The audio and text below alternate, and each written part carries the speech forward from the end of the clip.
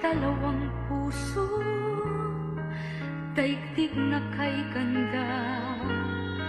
Sa kanilang mata, mababanag pa